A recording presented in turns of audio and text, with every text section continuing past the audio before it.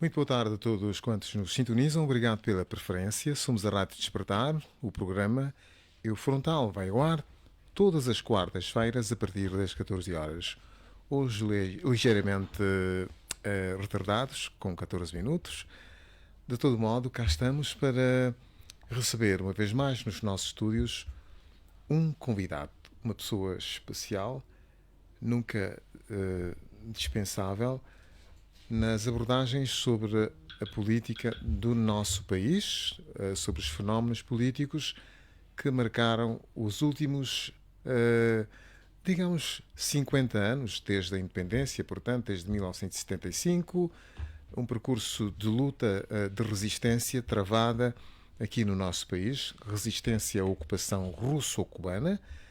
Todos nós acompanhamos os desenvolvimentos vividos na altura, por um processo sobre a independência mal concebido, mal dado, diferente daqueles processos que tivemos a oportunidade de presenciar na sequência. Estamos a falar, nomeadamente, na Namíbia, a independência, e na África do Sul, portanto, a instauração de um regime multipartidário, com o fim do apartheid. Senhoras e senhores, o nosso convidado é Ernesto Mulato, uma vez mais, o autor da obra Do Bembe a Luanda, um percurso pela democracia em Angola. Engenheiro Mulato, bem-vindo aos nossos estúdios. Obrigadinho. Obrigado pela solicitude, porque é quase sempre a tangente que o convidamos e está sempre disponível para marcar presença aqui nos nossos estúdios. Grato.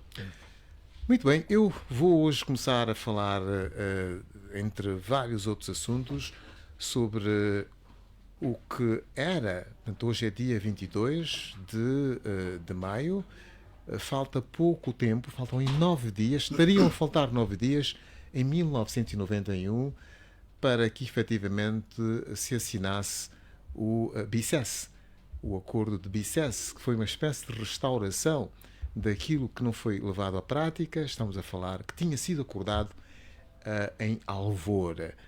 Qual era o ambiente que se vivia naquela altura? Estamos a falar da véspera do dia 31.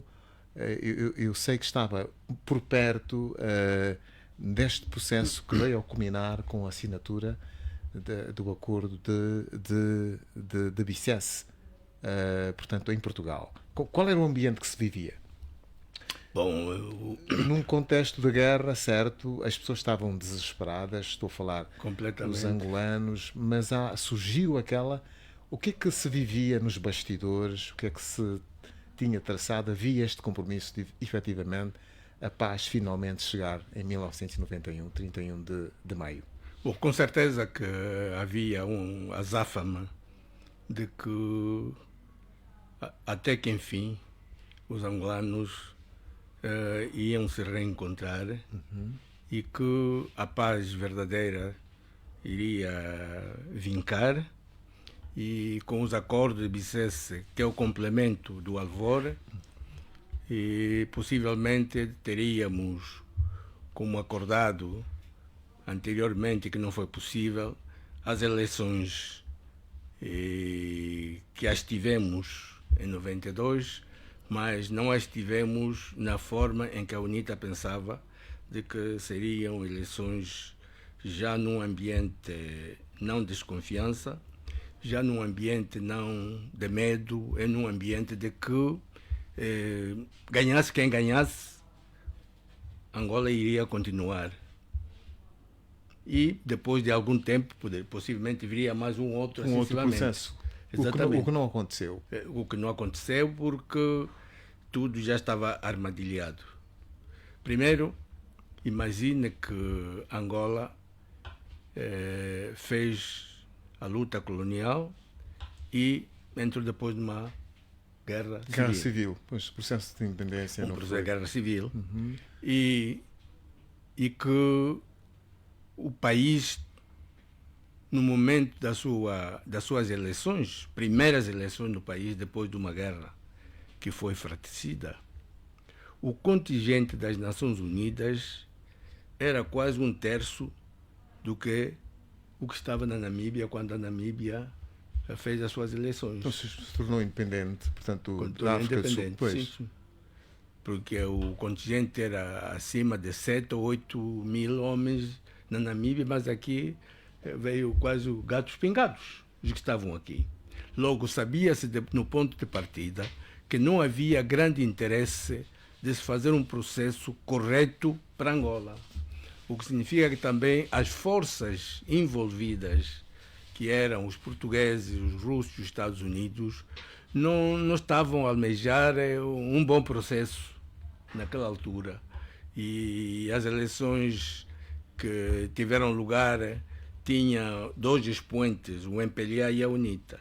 E possivelmente, para muitos deles, havia sempre desconfiança em relação à UNITA por causa da personalidade do seu presidente, o Dr. Jonas Malheiro Savimbi. Mas é mesmo este um dos pontos. Eu falo do contexto daquela altura, de ascendente de uma UNITA que tinha ganho a guerra.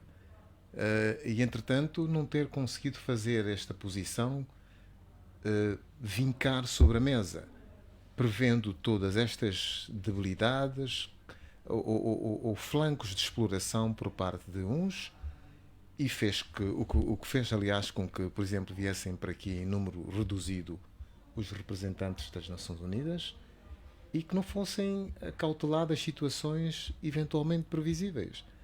Isto é que me chama a atenção, é que Alvor não tinha dado certo e, uma vez mais, Bicesse também não veio a dar certo.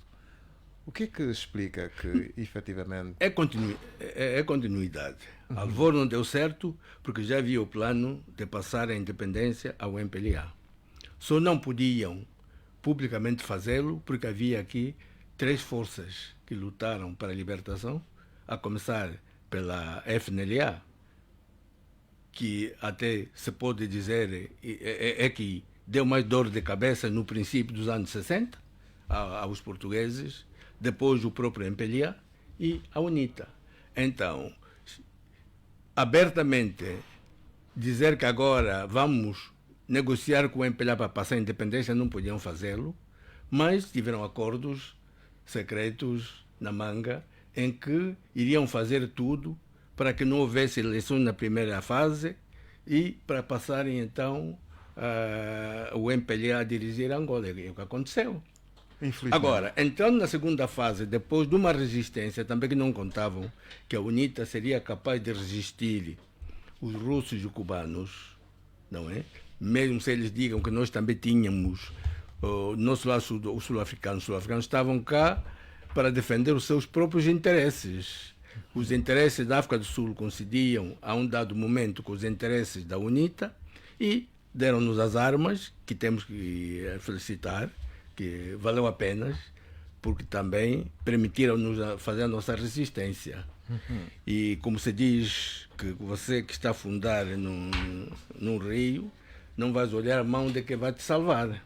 Salvou-nos, mas nós nunca deixamos de condenar o apartheid, mesmo quando se visitava a África do Sul. Insistia-se de que libertassem o Mandela.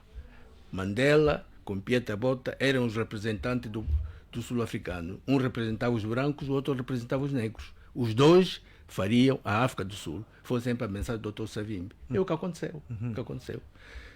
Quanto aqui a Angola, com certeza que as forças que ditam o mundo quando querem te barrar fazem tudo. E há sempre concordâncias. E a UNITA foi sempre vítima dessa cabala. Mas continuamos sempre de pé e vamos continuar a batalhar até que nós também tenhamos a primeira oportunidade para se mostrar como é que Angola devia já há muito tempo ser governado. O que não aconteceu desde 1975, infelizmente. Ninguém plebiscitou ninguém para governar e o desastre é este que estamos a assistir. Aí concordo plenamente consigo.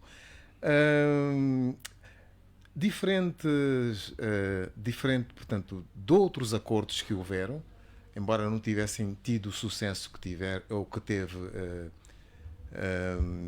Bicesse, o que é que, em sua opinião, marcou a diferença entre, por exemplo, o que aconteceu em Badolite, que entretanto não houve cessar-fogo, a guerra prosseguiu poucos dias depois, e o que veio acontecer no acordo de Bicesse. Em sua opinião, o que é que faz diferente os acordos que houveram, embora de forma muito, talvez dissesse informal, com o que aconteceu em Bicesse? Eu falo de Bicesse particularmente porque Bicesse marca para os angolanos o início de um processo, embora manco, embora deficiente, mas é Bicesse que vai relançar o processo multipartidário. Ainda não é um processo democrático perfeito, mas a Bicesse tem a sua importância pelo facto de ter lançado as linhas fundamentais com que se procurou semear eu quase que resisto a dizer a democracia, mas pelo menos o multipartidarismo. Sem dúvidas que há diferença entre o Bicesse e Badolite. Por exemplo. Porque o Badolite era um processo em que a UNITA não estava envolvida. Ok. Porque o Dr. Savimbi sempre fez questão que vamos nós os angolanos falar, olharmos cara por cara entre nós os angolanos. Insistiu sempre isso. Os intermediários valem para mediarem, mas é bom que os angolanos falem entre eles. Conhecem a terra, conhecem a história das várias aldeias da sua terra, então quando dialogarem, mesmo se odeiam aqui e acolá, vão se entender sempre num ponto comum, porque vão falando a mesma língua. E é o que foi. O Badolite é uma estratégia de afastar o Dr. Savimbi da cena política em Angola. Era o Badolite. Só que não vincou. É só. É uma grande diferença. A diferença era pôr o Dr. Savimbi de lado, porque foi quando aqui se começou aquele projeto de acolher quem viesse. Clemência. A clemência, mas que viessem toda a gente, menos o Dr. Savimbi. Era esse o processo. Então, começaram por indiretamente falar com certos amigos para que o Dr. Savimbi fosse no exílio, em Marrocos, com muito dinheiro, palácios, etc. Não é coisa essa impensável na mente do Dr. Savimbi. Então, o Badolite foi forjado nessa esteira. E até quando o Dr. Savimbi estava para não ir, o Mobutu ficou zangado porque ele que foi o promotor daquilo. Mas o Dr. Savimbi sabia qual era a manobra. E ele disse, tá bem, vou. E foi. Mas depois chegou-se por ali também que não deu absolutamente nada. Logo, nós não podemos colocar o Badolite no mesmo pé com o Bicesse. Mesmo se o Bicesse não tivesse aquele... que o sucesso que se esperava, mas marcou o ponto fulcral que hoje nós estamos aqui a continuar a alicerçar. O que é que diz, por exemplo, o facto de hoje em dia as autoridades angolanas quase que invariavelmente nos últimos anos não falam sobre Bicesse?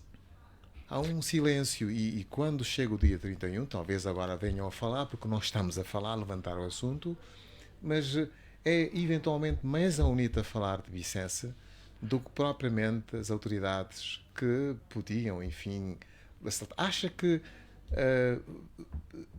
Bicesse não agradou, foi um acordo de circunstância de ocasião, usando a expressão mais popular, foi uma espécie de acordo de ocasião que prejudicou o império do Partido Único? Completamente. Completamente.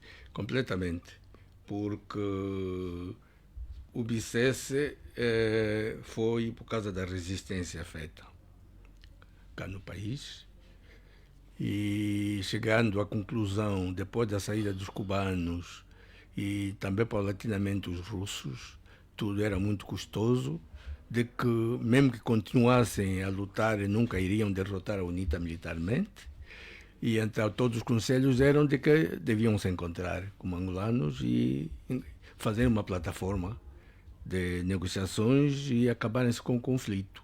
Mas para eles isso era uma imposição, como mesmo, porque também dentro do Bicesse estava a palavra democracia, ter-se um país multipartidário, com muitos partidos a concorrerem, o que eles nunca gostaram, porque tudo que diz respeito às eleições são alérgicos. Mesmo internamente, nós sentimos, não é de hoje, é de muito tempo. Mesmo internamente são alérgicos à competição de eleições. É só ir em vários livros escritos por eles próprios, Viriato, etc. Leia aquilo e vai encontrar a história que muita gente às vezes não interpretam. Há muita coisa que hoje está a acontecer, era previsível já no passado, nos anos 60, 61, que ia dar naquele ponto. Leia de Olinda, vais encontrar frases e vais entender. Logo, não estou aqui para passar a vida a falar do MPLA, mas é para dizer que o processo do Bicesse, para nós estávamos lá mesmo com fé de que era o ponto de partida. De viragem, sobretudo. Sim, viragem. Mas há uma outra coisa, e nisso há estrategas, alguns criticam o sentimento do Dr. Savimbi. Apesar de tudo que se lhe procura apontar, e posso dizer injustamente, mas há este lado, alguém que está numa posição cimeira, numa posição de força, mas que tinha sempre o discurso de, na melhor oportunidade, de conversar com a outra parte. Não é este um sinal de fraqueza? Ele se calhar percebia que, bom, eu estou aqui em cima hoje, estou em alta e a qualquer altura posso ter uma baixa, uma viragem. Este é um aspecto que realmente muita gente condena o Dr. Savimbi por esta razão. Quer dizer, ele em vez de vir e prosseguir tomar o poder, mas parece que sempre conseguiu frenar esta vontade. Não era estranho para alguém que tinha a força, estava em posição de força, tinha razão, inclusivamente, no terreno, tinha conseguido impor o seu tinha conseguido provar que era imbatível, mas ainda assim vinha ele depois insistir que se tinha que chegar a um entendimento, negociar e etc, etc. Bom, eu vou dizer, na realidade, o Dr. Savimbi tinha todas as qualidades, mesmo de chegar à presidência, mas que ele era muito humano nesse sentido. Imagina que nós tivemos companheiros que vinham nas cidades. Ok. Mas uma das recomendações é de não colocar bombas na cidade. Vamos matar o nosso povo. Porque houve pessoas da BAT que diziam que, bom, nós estamos em posição de fazer isso. Não façam isso. Mesmo aqui em Luanda. É o nosso povo. É o povo que estamos a libertar, é o mesmo povo que vamos matar. Vão passar a nos odiar mais. Então, não façamos isso. Queremos, sim, governar, mas vamos governar de outra maneira. Então, este era um aspecto. E muita gente mesmo dizem, porque muita coisa que o Dr. Savimbi às vezes fez que dizem que não, foi naivo aqui e acolá. O Dr. Savimbi não usou muito o maquiavelismo. Se usasse, sim, faria o que está a dizer. Que os fins justificam os meios. Depois de lá, você justifica o resto. Mas ele não queria. Também isso vem a ser que, quer dizer, homens como ele, possivelmente não nasceu para governar. Nasceu para deixar uma história e uma mensagem. Só assim que se explica.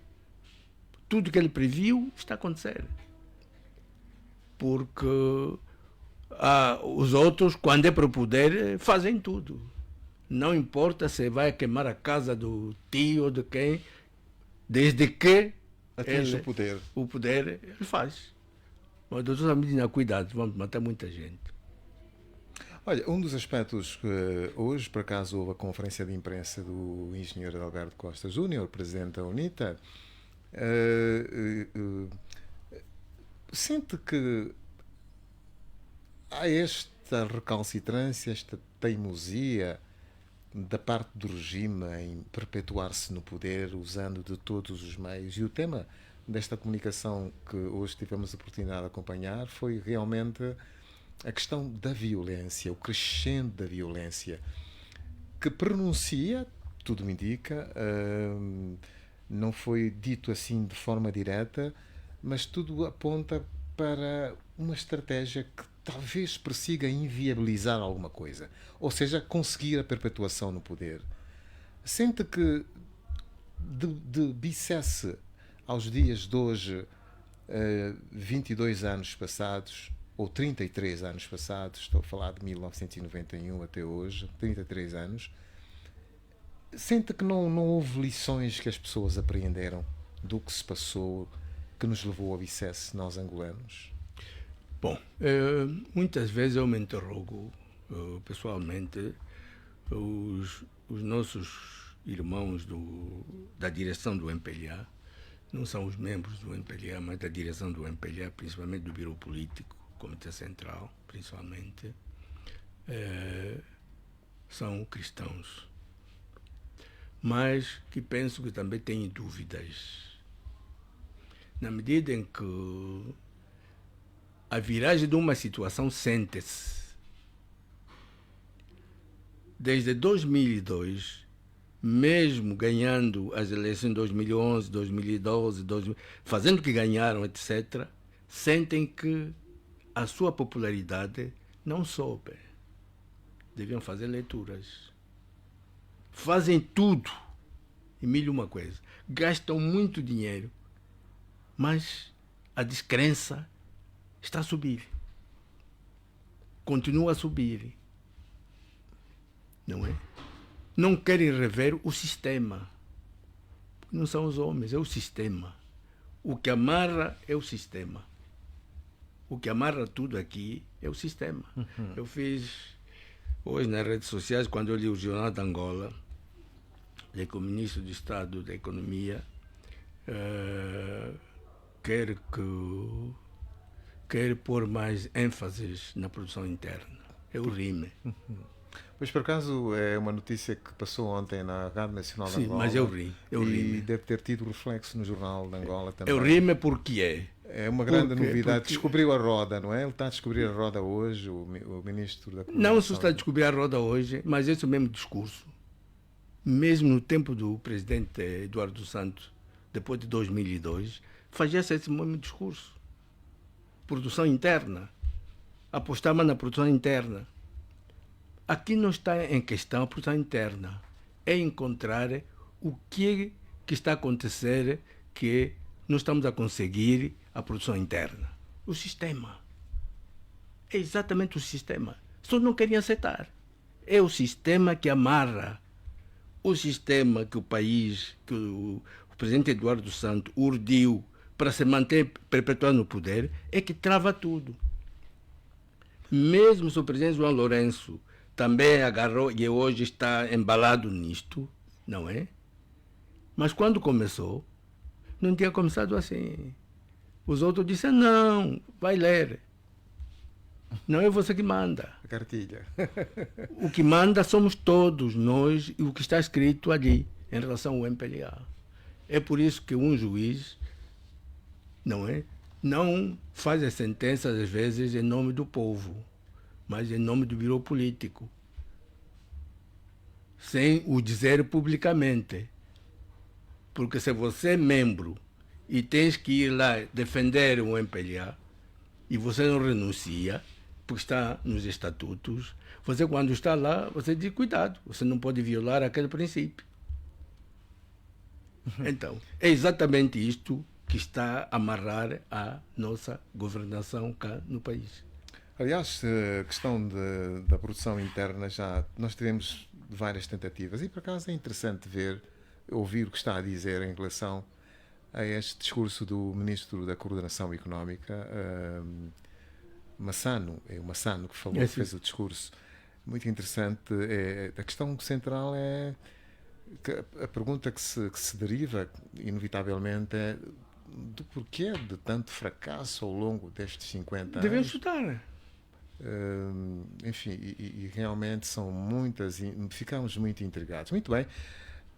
Senhoras e senhores ouvintes, nós temos aqui nos nossos estúdios o nosso convidado de hoje, no frontal, é o engenheiro Ernesto Mulato, o autor da obra Do Bembe a Luanda, um percurso pela democracia em Angola.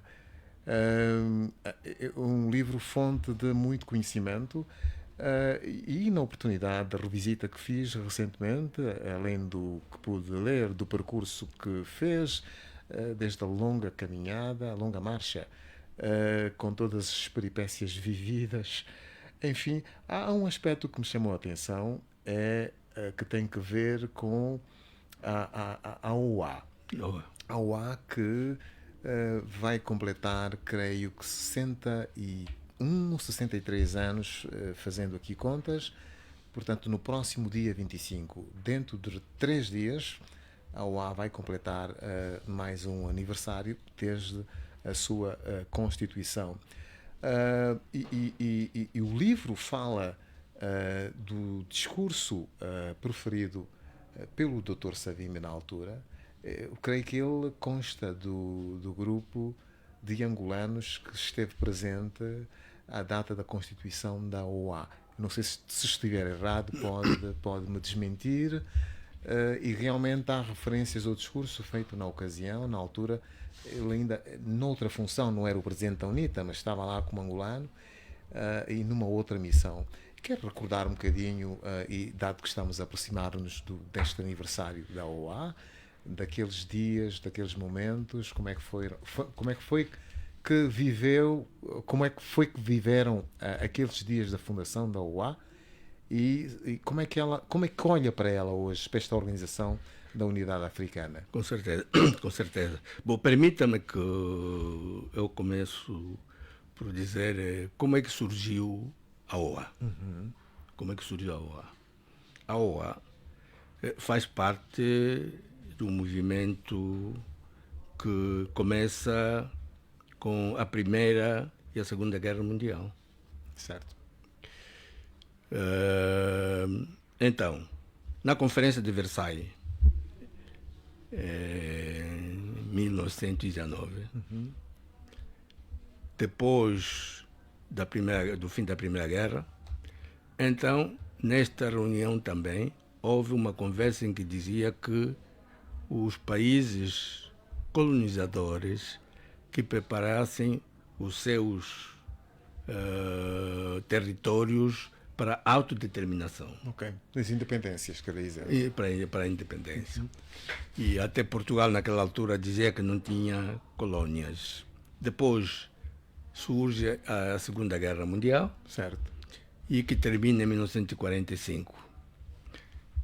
Ora, ao mesmo tempo, começa o movimento de blocos, ocidental e oriental. Certo. A África começa a se tornar independente, embora havia a Libéria, a África do Sul e mais outros que não estavam, quase que não eram colónias naquela altura. Mas porquê que não eram colónias? Quase que não eram colónias. Bom, porque a Libéria, os americanos tiveram lá homens, mas eram mesmo próprios liberianos que se governavam. Certo. Depois, a África do Sul, os boas eram considerados já quase africanos. Filhos da terra. Filhos da terra, africanos. E a África do Sul, por causa dos conflitos que houve, então estava sob a tutela das Nações Unidas. Foram as Nações Unidas, assim, que passaram aquilo para os sul-africanos. Ok. Então, os africanos também começam a receber a independência, e foi já no auge quase a Guerra Fria, começar também a Guerra Fria, entre o bloco soviético e o bloco ocidental, comandado pelos Estados Unidos, e os africanos também foram se alinhando nesses blocos. Okay. Então, em África também houve grupos. Houve o grupo da Casa Blanca e houve o grupo da Monróvia. 2. Então, que mesmo quando se encontrassem num encontro qualquer ou na ONU, ou nas Nações Unidas, quase que olhavam-se como africanos, entre eles independentes, mas a linguagem não era das melhores. Então, havia países que faziam parte dos blocos, assim como a Tunísia e a Etiópia. Mas o resto era radicalismo desses dois grupos.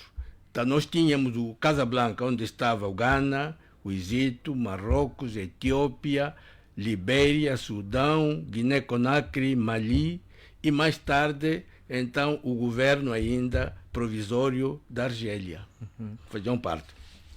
E havia o bloco da Monróvia, onde você estava o gigante Nigéria, a Etiópia também fazia parte, a Libéria, depois a Serra Leoa, Somália e a República Democrática do Congo e a Tunísia. Ok.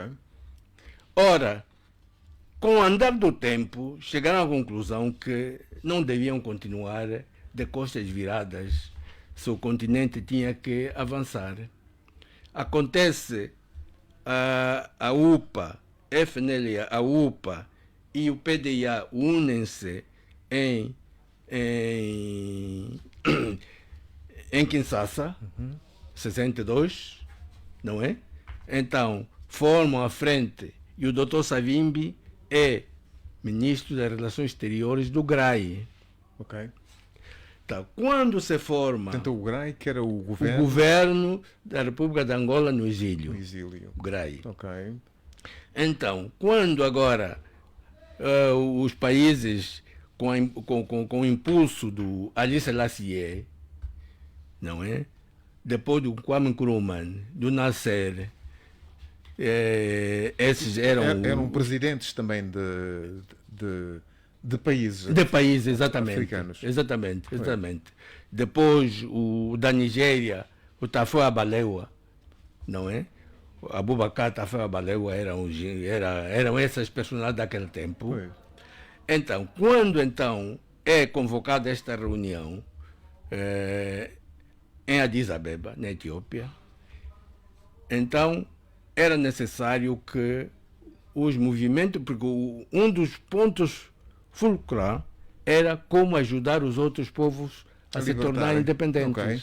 Os outros já tinham estado Exatamente. libertos, então era Exatamente. necessário. Um dos pontos era mesmo ajudar os outros à Da libertação. OA naquela A OA. altura. Certo. Então, é ali onde os movimentos que já existiam de libertação, uns já latentes para poderem até receber a sua independência, Tanzânia não estava na altura, outros como Quênia, etc. Então, tinham que ter um comitê, uma comissão, que pudesse redigir um memorando a ser apresentado aos chefes de Estado. E o Dr. Savimbi, que era das Relações Exteriores do GRAE, foi o elemento que foi indigitado como presidente desta comissão. E tinha como secretário o Mário Pinto de Andrade, dois angolanos. E, então, o relatório era o Júlio Kianu, que era do Kanu, que é Quênia. Então, foi o Dr. Savimbi que orientou os trabalhos desta comissão para apresentar em nome dos movimentos de libertação da África. E o memorando feito, então, foi lido pelo vice-presidente do CANU, que era Oginga Odinga, que era do Quênia. Então, foi quando então, o Dr. Jonas Malho Savimbi foi um dos pivôs da Organização da Unidade Africana. Um feito que, enfim, é de certo modo algumas vezes ignorado, mas que a todos os angolanos devia orgulhar, e estes partidarismos vividos que muito nos sectarizaram ao longo de anos deviam definitivamente ser impostos de parte, porque está lá a referência da presença de dois angolanos, nomeadamente o Dr. Savimbi e Mário Pinto Haddad, na gênesis, no nascimento desta organização, a Organização da Unidade Africana. O propósito identificado pelo engenheiro Mulato foi, naquela altura, ajudar os países a chegar à independência, foi o Exatamente. foco central. Exatamente. Mas a organização depois tornou-se um bocadinho amorfa e o Dr. Salim, num discurso crítico que fazia muitas vezes, referia-se à OA como uma espécie de clube de amigos. Não, porque depois da formação da OA, então formou-se um comitê de libertação que tinha sede na Tanzânia, onde todo o apoio, porque um dos objetivos era de que os apoios não fossem individualizados por organizações, mas que fossem encaminhados por este comitê. E este comitê é que passava os apoios para vários partidos que estavam a lutar nos seus respectivos países. E lembro muito bem, se o nome não me escapa, que era na Tanzânia quem se encarregava desse comitê era o Major Mbita. Chamava-se Major Mbita, que era o chefe deste comitê. Mas com o andar do tempo havia muita influência, como também a África sofre sempre desta doença de influência externa. Os russos que davam apoio também diziam a quem que a fatia maior deveria ir. Devia chegar. Devia chegar. Quem era o preferido da Rússia naquela altura? Estamos a falar de Angola, não sei se é neste sentido. Estamos a falar de Angola, estamos a falar da Namíbia, estamos a falar de outros países que estavam a lutar. Portanto, eram movimentos na altura era um movimento de já libertação. identificados. E esta ajuda da Rússia acabou por condicionar o grau de liberdade que esses movimentos tinham em seguir, em definir que regime efetivamente seguir ou definir para os respectivos países? Bom, não sei se eu posso afirmar isto, porque eu posso dizer que isso dependia dos movimentos, porque lembra-se que nós recebemos apoio da China. Ok. E até o Mao, que era um dirigente monstruoso, chegou a dizer: "Oh, Savimbi, olha aqui o tamanho da China. O teu país entra não sei quantas vezes. Então você veio aprender, mas vai aplicar de acordo com o teu país." Com a sua realidade. Ele falou assim: a realidade do teu país. E é aquilo que o Dr. Savimbi diz, que eu fui aprender como se faz a luta de guerrilha, mas não fui aprender como também governar um país, na China. Okay. Não é? Logo, para dizer que portanto, eles, a intenção era aquela, agora dependia dos partidos. Sabe que nos anos 60, não é? Estar com a Rússia é ser revolucionário. Então eu gostava da moda. Exatamente, estava na moda. E toda a gente queria ser revolucionários, porque depois, até naquela altura, depois começou a aparecer a terceira força, que é a China. Mesmo a China ser considerada que é um país comunista, mas o comunismo da China, ela própria também combatia o revisionista soviético, que era considerava que os soviéticos eram revisionistas, que não estavam a aplicar exatamente o leninismo. Então, eram chamados revisionistas. É assim que você encontra que, se você chega no Zimbábue, o Mugabe estava com os chineses, mas o Nkomo estava com os russos. Então, era assim em muitos países. Depois outros estavam com a América, os chitoles e outros estavam com o Ocidente. Então, a divisão dos movimentos foi assim, dependia das lideranças. Aí o mal foi sempre das lideranças, que deviam ter a capacidade de entender que os estrangeiros te ajudam. Assim, senhor, receba, mas nós aqui vamos fazer isso nós mesmos, os africanos. E essa parte